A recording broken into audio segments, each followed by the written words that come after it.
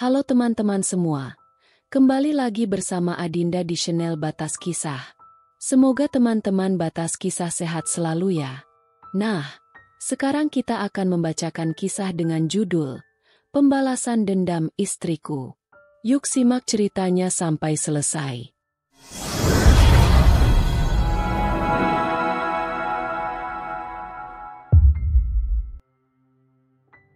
Mas, kenapa Emi diberikan pisang, Mas? Teriak Laura yang terlihat baru saja pulang bekerja. Aku yang sedang tidur langsung terbangun karena suara teriakannya. Enggak kok, Dik. Jawabku gugup. Badanku gemetar karena melihat kemarahan di mata Laura.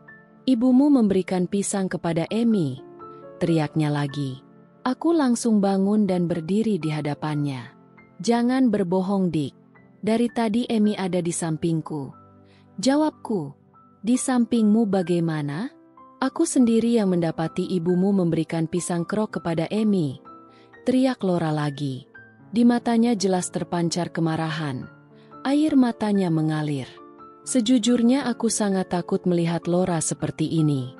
Halah, dulu juga aku memberikan pisang kepada Purnama saat usianya 2 bulan. Sehat tuh, sampai sekarang. Ucap ibu yang masuk ke kamar. Itu dulu. Dan itu anak ibu. Ini Emi, anakku. Tidak boleh ada yang memberikan makanan apapun sebelum usia Emi 6 bulan. Teriak Laura yang masih emosi. Kamu meneriaki ibuku? Tanyaku menarik tangan Laura. Sebenarnya aku tidak berani melakukan ini kepada Laura. Karena jika dia marah dan berhenti bekerja, habislah hidupku. Tapi karena ini di hadapan ibuku, maka aku harus menunjukkan jika aku adalah anak lelakinya yang tidak takut kepada istri. Iya, aku meneriaki ibumu karena telah jahat kepada anakku. Tidak ada yang aku takutkan jika telah menyentuh putriku. Jawab Laura berteriak. Laura, teriakku mengayunkan tangan di udara. Tampar Purna, tampar dia. Teriak ibu menyuruhku. Tatapan Laura ke mataku terasa seperti ingin menerkamku sehingga tanganku hanya berhenti di udara saja. Hanya karena aku tidak bisa memberikan ASI, bukan berarti kalian seenaknya. Aku membelikan susu formula untuk anakku. Kenapa kalian berikan pisang? Teriak Laura lagi. Lebih baik uangnya aku ambil dan aku berikan kepada anakku. Kamu hanya membuat uang rugi dengan membeli sufor. Jawab ibu yang juga berteriak. Laura langsung menatap tajam ke arah ibu. Jika ibu ingin uang, suruh anakmu ini bekerja. Jawab Laura menunjukku. Loh, kenapa jadi aku? Kamu kan tahu kalau aku dipecat. Jawabku. Dipecat dan tidak mau mencari pekerjaan lagi. Tanya Laura. Mulutku seolah terkunci. Apa yang dikatakan Laura benar? Loh, untuk apa anakku bekerja jika kamu sudah bekerja? Tanya ibu yang pasti akan membuat keadaan semakin panas. Aku bekerja untuk anakku, bukan untuk anakmu dan keluargamu. Jawab Laura. Ibu menatap tajam juga ke arah Laura. Kamu menantuku, jadi wajib memberikan uang kepadaku, paham? Sentak ibu lalu berjalan keluar kamar. Tidak akan lagi. Jawab Laura masih berteriak. Laura terus menggendong Emi. Dik, kenapa Emi tidak menangis? Tanyaku heran. Memang tadi Emi menangis saat aku baru bangun. Laura langsung melihat ke putri kami. Emi, teriak Laura panik. Aku pun langsung lompat saat melihat wajah Emi pucat membiru.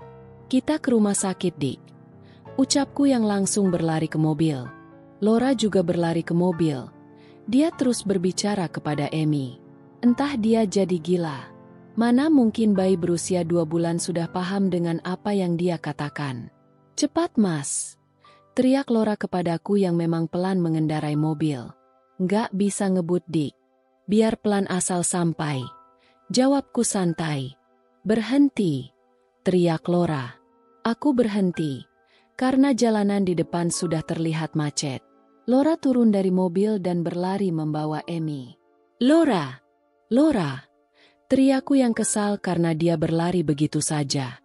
Dia pikir aku akan mengejarnya. Aku tetap santai mengendarai mobil sampai akhirnya terlepas dari macet yang hanya sebentar itu.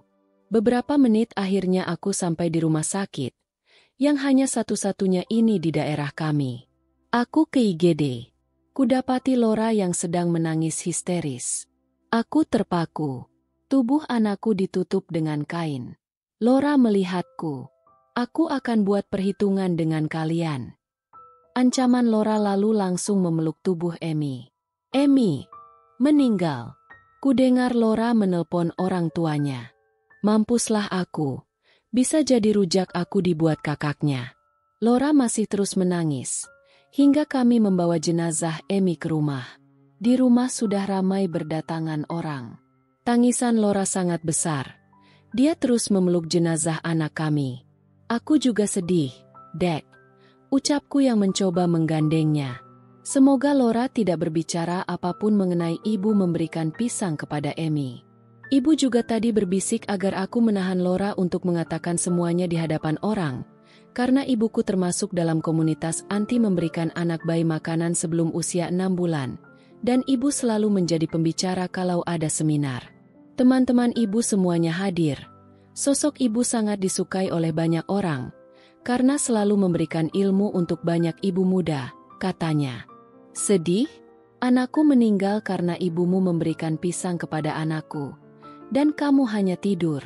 Anakku meninggal karena ibumu memberikan pisang kepadanya. Karena ibumu menyuapi makanan kepada anakku. Kalian pembunuh. Teriak Laura yang langsung dilihat oleh banyak orang. Ibu langsung berlari ke arahku. Semua mata menatap tajam ke arah ibu. Benarkah Bu Meidi? Tanya salah seorang teman ibu. Bukan seperti itu ceritanya, Bu Burhan. Jawab ibu kepada temannya. Lalu, apa yang dikatakan oleh menantu ibu? Tanya ibu Burhan lagi. Dia hanya salah paham, Bu. Jawab ibu lagi terlihat semakin gugup. Laura terus memeluk tubuh Emi bahkan saat Emi akan dimandikan. Laura meminta untuk menggendongnya. Sudahlah Bu, nanti kita bicarakan hal ini. Lebih baik kita mengurus jenazah cucuku, Bu. Ucap ibu sambil menarik tangan temannya itu. Laura terlihat lemas. Kalau dari yang tadi aku sempat berbicara dengan dokter, dia menyatakan jika anakku tersedak, kemungkinan pisang yang diberikan ibuku tidak halus, sehingga mengganggu pernapasan anakku, bukan hanya tekstur, tapi usus anakku juga bermasalah. Hanya yang terparah adalah membuat pernapasan anakku terhalang. Aku diam selama beberapa hari karena aku pikir memang aman. Sesuai pengalaman ibuku, namun ternyata salah. Ada hal-hal yang bisa terjadi tanpa kita prediksi. Seperti hari ini. Peringatan yang selama ini aku dengar, bukan hanya sekedar peringatan dari tenaga kesehatan. Namun ternyata itu benar walau kejadiannya hanya beberapa saja. Ada perasaan bersalah saat melihat Laura yang terus menangis. Setelah dimandikan, jenazah anakku langsung dikafani. Dan aku yang menggendongnya untuk dimakamkan. Anakku, anakku, jangan bawa anakku, semalam saja. Tolong biarkan aku tidur dengan anakku, tolong. Aku hanya mau dengan anakku.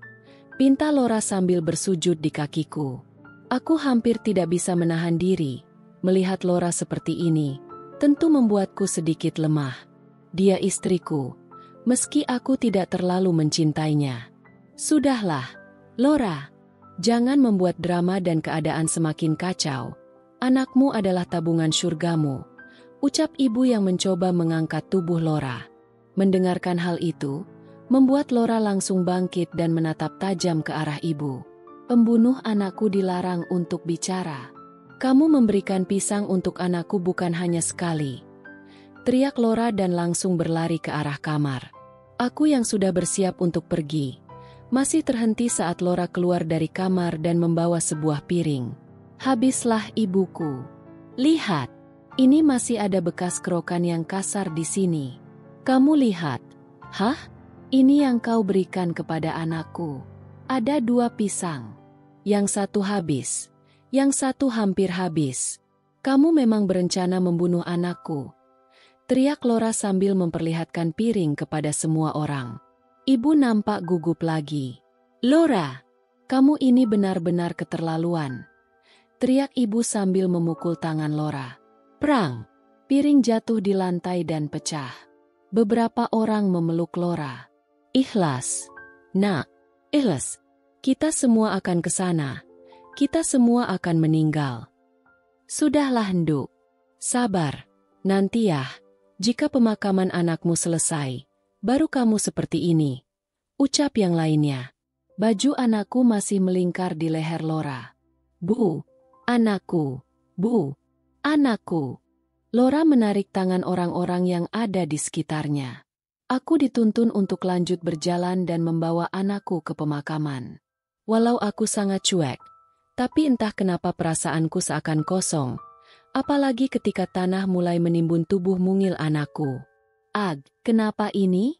Aku benar-benar merasa aneh di hatiku. Setelah pemakaman selesai, aku langsung pulang.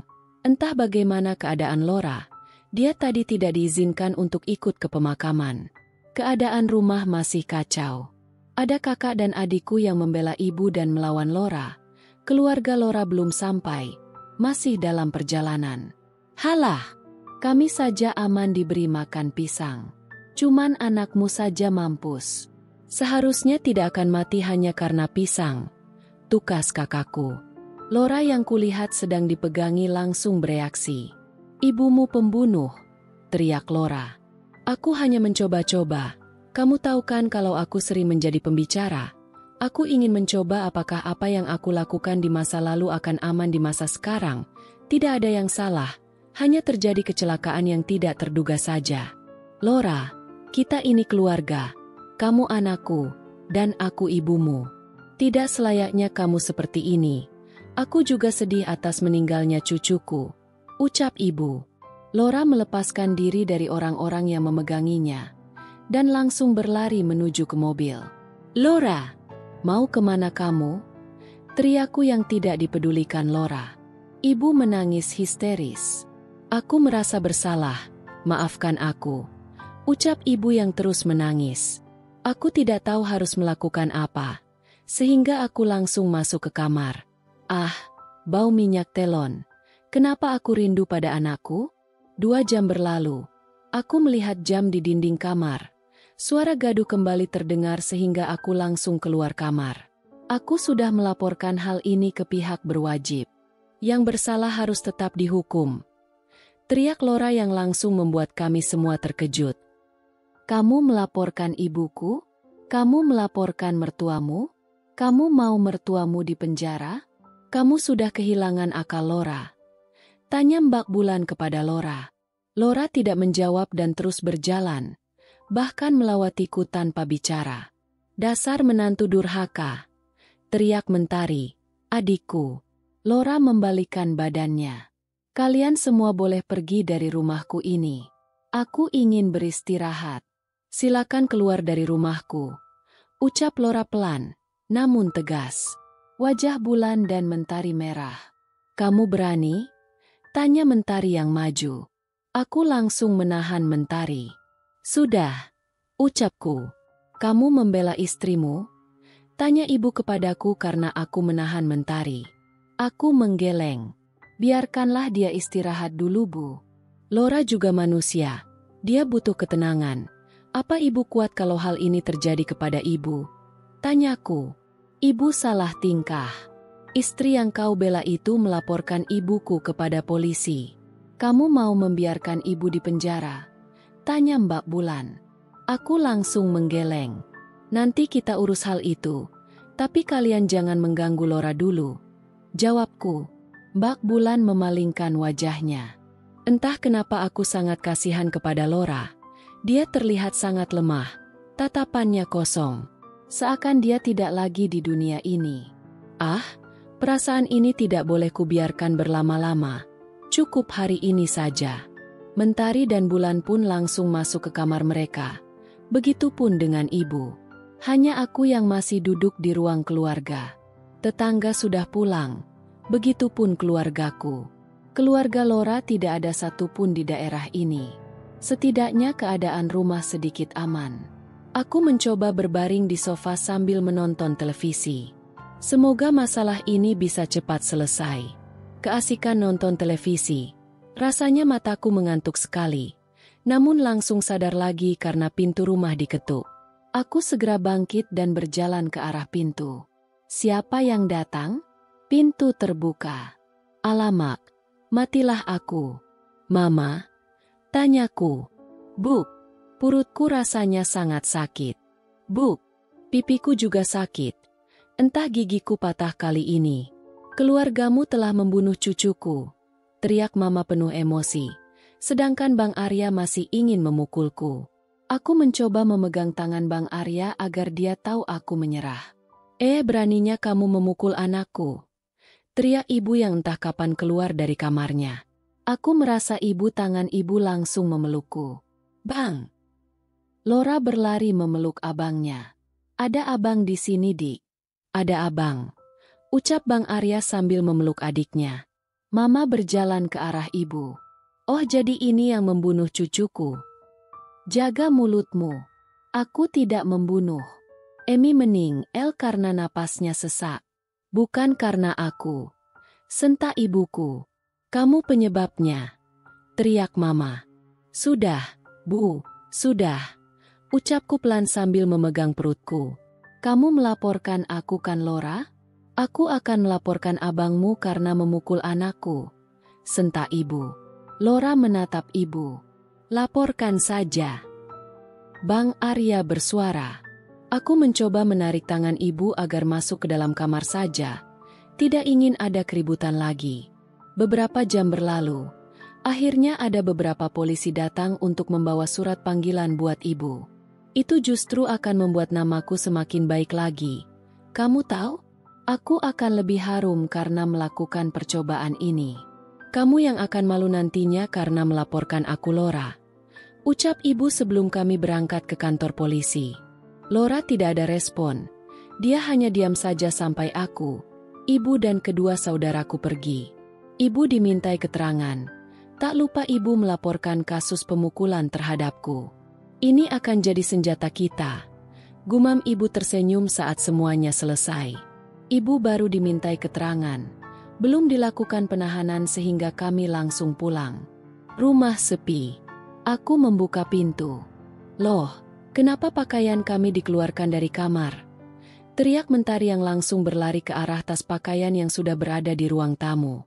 Ini rumah anakku, jadi aku yang akan pakai kamar itu. Silakan kalian mencari tempat tinggal lain.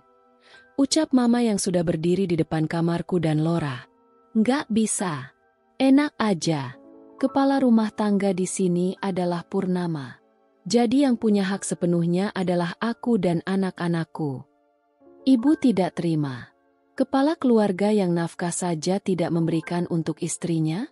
Justru istri yang cari nafkah? Itu saja anakmu sudah gagal. Apa nggak malu jadi lelaki? Tanya mama yang seolah langsung membuat harga diriku terinjak.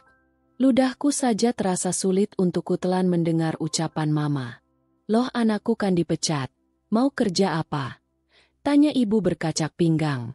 Kalian ini suka berdebat ya? Baiklah. Aku ladeni. Anakmu dipecat. Bukan cacat kan? Dipecat satu pekerjaan ya cari pekerjaan lain. Bukan malah tidur enak-enakan di rumah. Jawab mama. Kalau anakku bekerja, siapa yang akan menjaga anak mereka? Teriak ibu yang langsung membuatku menoleh ke arah ibu. Aduh, ibu salah bicara. Bukan saatnya untuk membicarakan hal itu sekarang. Nyatanya cucuku meninggal di tanganmu. Ibunya saja dia tidak tahu kan? Apakah becus? Makan kalian. Biaya hidup kalian semuanya ditanggung anakku. Sekarang kamu masih dengan pede berkata kalau kalian yang punya hak? Hei nenek tua. Coba berkaca. Makan saja harus dari keringat anakku. Kamu tidak pantas untuk menyombongkan diri di hadapanku. Sentak mama. Ibuku terdiam. Sudah. Sekarang kita akan tidur di mana? Teriak Bulan. Lora keluar dari kamar kami. Mata Lora masih sangat sembab. Tatapannya sangat kosong. Baju anak kami ada di genggamannya. Ini pakaianmu, Mas. Pergilah. Bawa keluargamu dari rumahku. Aku tidak ingin ada kalian di rumahku. Ucap Lora. Aku langsung maju mendekatinya. Dik, janganlah seperti ini. Aku akan bekerja lagi. Aku akan memulai semuanya dari awal denganmu. Tolong beri aku kesempatan. Ucapku memohon mencoba meraih tangan Laura, namun segera ditepisnya. Laura menggeleng. Tidak ada lagi yang bisa kita pertahankan, Mas. Ucap Laura yang berusaha masuk ke dalam kamar. Dick.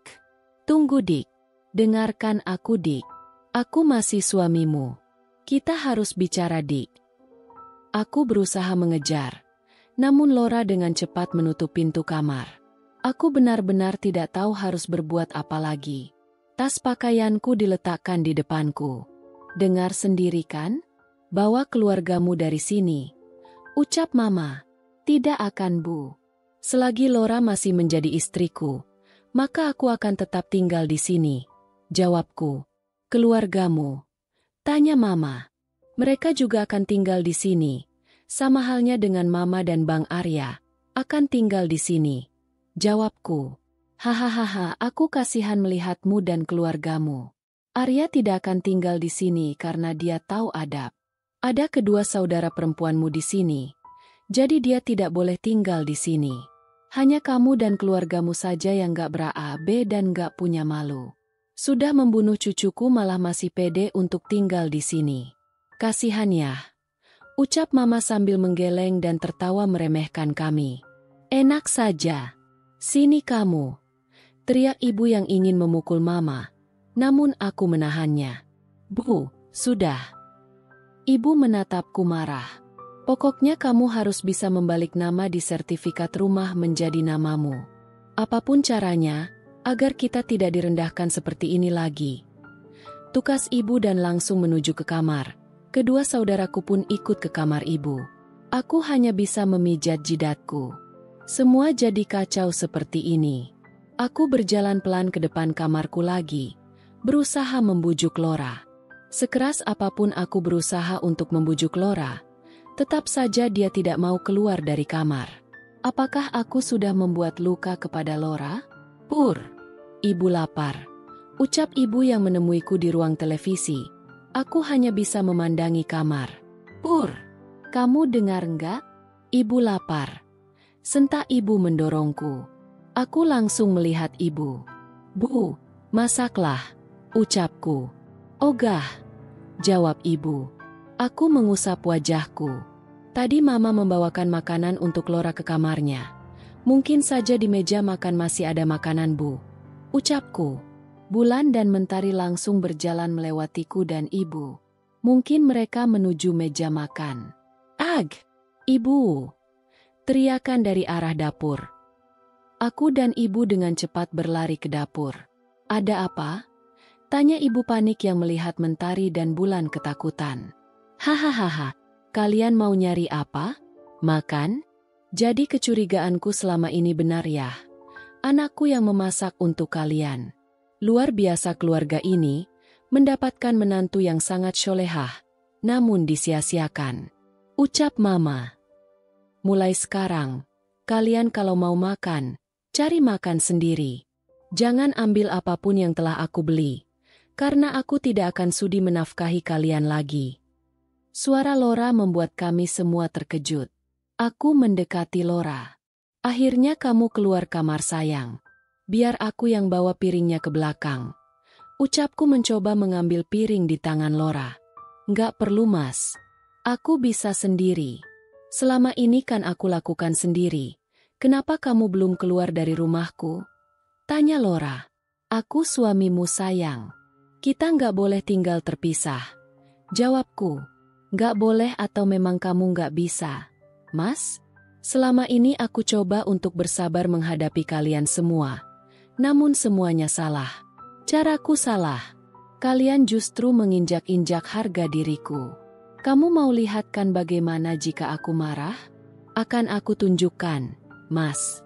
Ucap Laura. Kamu ini sudah keterlaluan Laura. Purnama itu suamimu. Kamu wajib mematuhinya. Teriak ibu. Sud. Suruh anakmu mencari nafkah dulu baru menuntut. Mama mengacungkan telunjuk di bibir ibu. Aku akan bekerja. Sayang. Aku janji. Kita mulai semuanya dari awal lagi ya. Kita bisa memiliki anak lagi. Kita bisa hidup bahagia.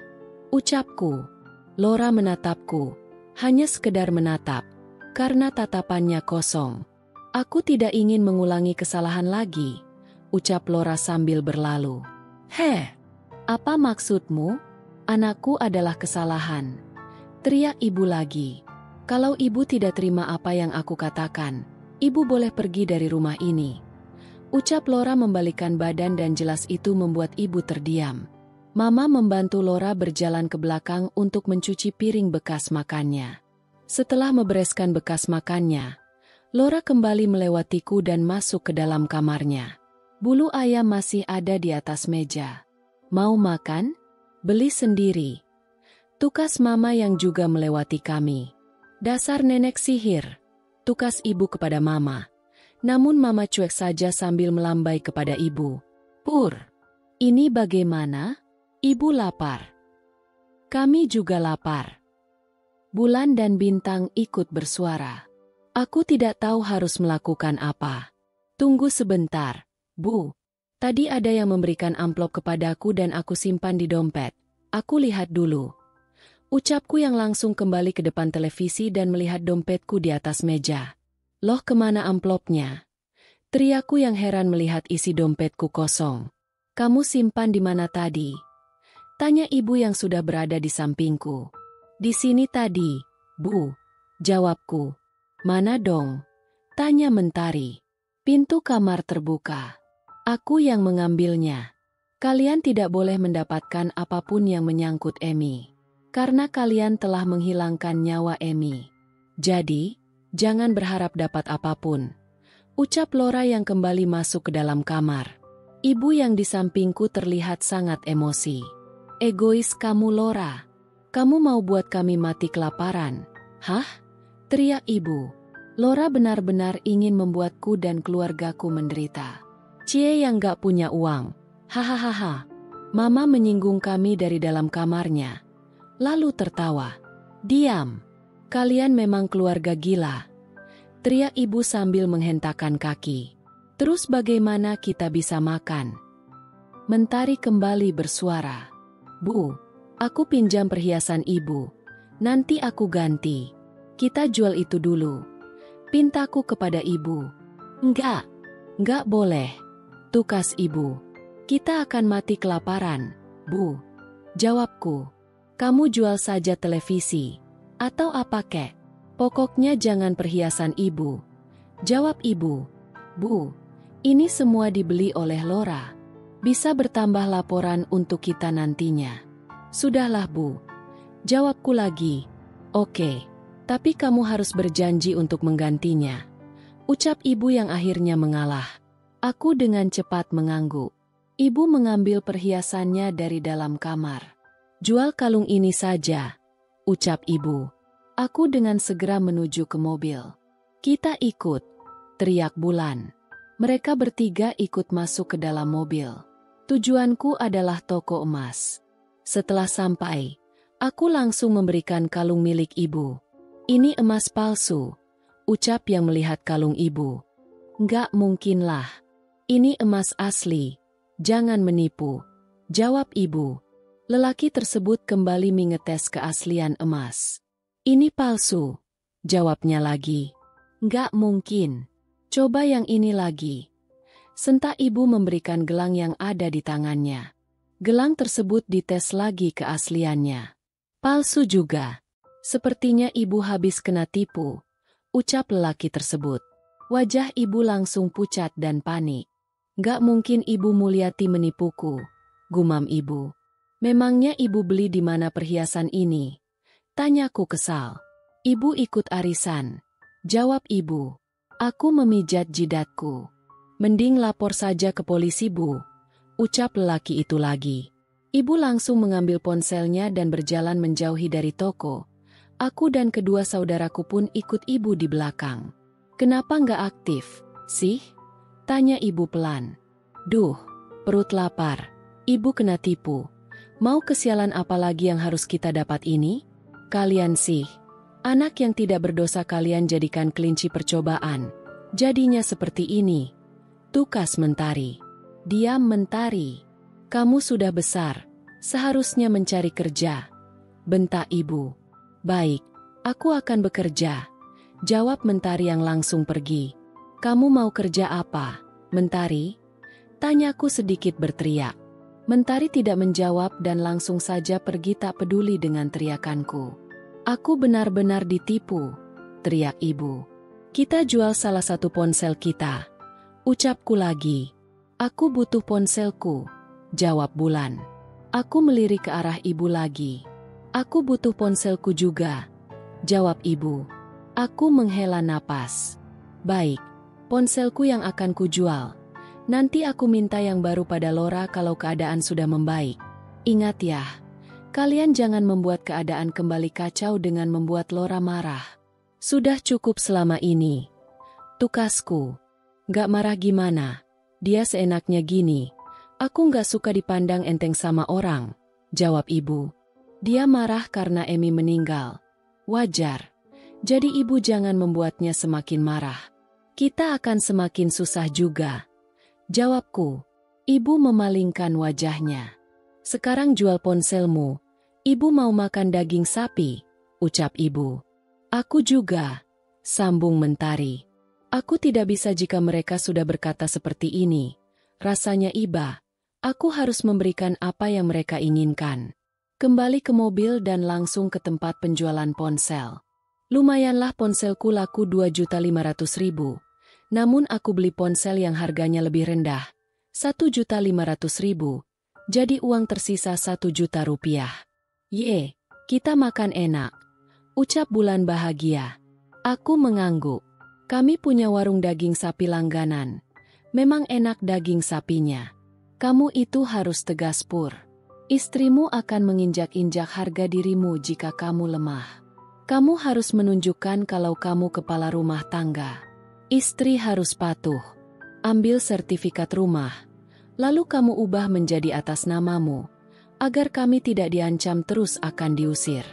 Kan malu banget kalau sampai istrimu mengusir kami di depan banyak orang, ucap ibu. Mau gimana lagi, Bu? Namanya juga rumah milik Laura dari sebelum kita menikah. Tentu saja Laura tidak akan semudah itu memberikan sertifikat kepadaku. Jawabku.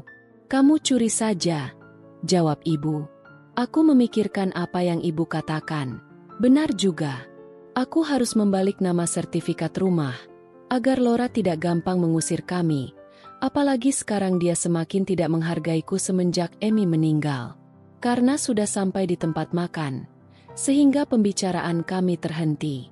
Ibu dan Bulan makan dengan lahap. Aku juga membawakan 1 porsi untuk Mentari. Lumayanlah habis 300.000. Ibu dan Mentari terlihat sangat bahagia setelah makan. Kita pulang sekarang, ucapku. Mentari dan ibu mengangguk. Kami kembali ke mobil. Sebenarnya Laura itu adalah istri yang sangat penurut. Dia juga selalu peduli terhadap keluargaku. Hanya karena kejadian ini saja dia jadi seperti itu. Untuk meluluhkan Laura, maka aku akan pura-pura bekerja. Loh, mobil kenapa, Pur? Tanya ibu saat mobil tersendiri dan berhenti. Aku menutup mataku. Bensin habis, Bu. Jawabku memukul jidat. Aku mencoba mengambil dompet di saku celanaku. Loh, dompetku hilang. Seingatku tadi aku bersenggolan dengan seorang lelaki yang memakai topi. Apa maksudmu, Pur? Tanya ibu yang terlihat panik. Bu, kayaknya yang berpapasan dengan kita tadi adalah copet. Ucapku yang masih terus mencari dompetku. Ibu dan Bulan ikut mencari ke semua sudut mobil. Nggak ada Kesialan apalagi ini? Teriak Bulan. Aku menutup wajahku dengan kedua tanganku. Kenapa dompetku dicopet? Bagaimana aku mengisi bensin mobil? Ibu menatapku tajam. Jangan-jangan copet itu adalah suruhan dari Laura, ucap ibu. Yang benar saja dong, Bu. Ya kali Laura nyuruh orang hanya untuk mengambil dompetku. Kurang kerjaan banget dia. Jawabku. Terus ini bagaimana? Tanya ibu. Ya uang yang kita pegang habis. Bu, sudahlah sembunyikan uang ibu. Keadaan kita sedang tidak baik-baik saja sekarang. Jangan hanya diam saja. Ucapku, kalau aku berikan uangku, nanti kalau aku mau beli baju bagaimana? Kamu mau belikan? Tanya ibu yang membuatku emosi. Ibu masih memikirkan baju sedangkan perut kita lapar? Semua ini terjadi juga karena ibu. Coba saja kalau ibu tidak memberikan pisang kepada Emi. Kita masih akan hidup enak karena Laura masih akan memberikan kita uang. Ini semua kan ibu yang menyebabkan. Lalu bagaimana dengan kuliahku? Siapa yang akan membiayainya? Pokoknya ibu harus mengubah situasi. Ambil kembali hati Laura. Sentak Bulan. Loh, kenapa kalian menyalahkan ibu? Mau durhaka kalian? Tanya ibu. Bu, berhentilah merasa diri tidak bersalah. Sekarang semua tergantung ibu. Kalau ibu mau berubah, Laura pasti akan memaafkan. Sebentar saat sampai, ibu harus meminta maaf kepada Laura. Buat dia luluh. Bu, jawabku. Aku nggak mau, tukas ibu. Ibu mau kita tinggal di bawah kolong jembatan? Tanyaku. Ibu terdiam. Mulutnya masih sedikit komat-kamit. Oke, aku akan meminta maaf kepada Laura. Tapi ingat, hanya sekali. Sentak ibu. Aku lega mendengarnya. Semoga Laura akan luluh. Lalu bagaimana kita akan sampai? Tanya Mentari. Kita semua tersadar lagi. Mobil mogok. Ya dorong. Jawabku ragu. Ibu dan Bulan saling pandang dan berteriak bersama untuk menolak. Tapi tidak bisa. Mereka harus turun dari mobil dan mendorong mobil. Ibu dan Bulan akhirnya mengalah untuk mendorong mobil. Ini uangku. Kamu pakai untuk isi bensin. Aku sudah tidak kuat lagi. Ucap ibu yang memberiku uang 100.000. Baju ibu dan Bulan basah oleh keringat. Waktu sudah hampir malam. Untung saja kami melewati Pertamina sehingga bisa langsung isi bahan bakar. Aku juga membeli minum untuk kita bertiga meski hanya teh kotak. Karena kami benar-benar sangat haus. Lain kali periksa dulu bensin mobil baru jalan. Jangan bikin susah. Tukas ibu sambil memukul pundakku. Aku kasihan melihat ibu yang basah oleh keringat. Sudah, Bu. Kita pulang sekarang, agar ibu bisa beristirahat. Ucapku. Aku kembali tancap gas. Namun belum jauh kami jalan. Ponsel ibu berdering. Mentari. Ucap ibu yang menerima panggilan tersebut. Cepat pulang. Kalian akan sangat terkejut. Ucap Mentari. Kamu di rumah? Tanya ibu. Ya, aku baru sampai rumah. Aku tunggu kalian di sini. Cepat sampai. Jawab Mentari lalu panggilan terputus. Entah apa lagi yang dilakukan oleh Laura kali ini. Apa dia tidak tahu kami bertiga hampir mati karena mendorong mobil? Karena penasaran, dengan cepat aku menyetir mobil, agar cepat sampai di rumah. Ibu masih sibuk dengan ponselnya, begitupun dengan Bulan, hingga aku yang sedikit menoleh ke arah kanan sempat melihat Laura. Ah, apa mungkin itu Laura? Rasanya tidak mungkin Laura keluar dari rumah sekarang. Mungkin hanya imajinasiku saja. Akhirnya aku sampai di rumah. Loh, kok gelap? Tanya ibu saat kami sampai. Turun dulu, Bu. Ucapku. Kami bertiga turun dari mobil. Kok banyak debunya? Tanya Bulan. Aku dengan cepat masuk ke dalam rumah. Pur, kemana semua? Bersambung. Terima kasih teman-teman Batas Kisah. Mohon maaf jika Adinda ada kekurangan dalam membacakan ceritanya. Semoga teman-teman semua bisa terhibur dengan cerita yang Adinda bawakannya. Oh iya, jika teman-teman Batas Kisah menginginkan kelanjutan dari cerita ini, jangan lupa subscribe, like dan bisa bantu komen di bawah ya, agar Adinda lebih semangat untuk menghadirkan kelanjutan cerita yang menarik berikutnya. Sampai ketemu lagi di episode berikutnya ya. Sekian dan terima kasih.